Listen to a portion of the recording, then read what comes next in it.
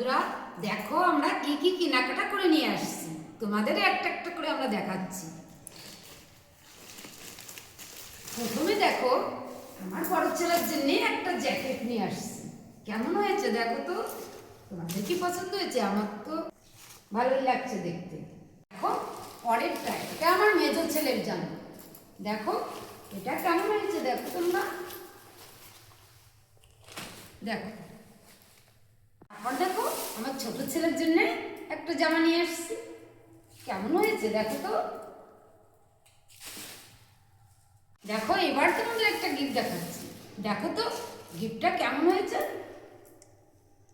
এটা কার হতে পারে দেখো তো, তোমরাই বলো। দেখো এরপরে আর একটা গিফট দেখাচ্ছি। তোমাদের এটা কেমন লাগছে দেখো তো, এটা তোমরাই বলো। দেখো আর ছোট্ট ছোট্ট দুটো গিফট আছে।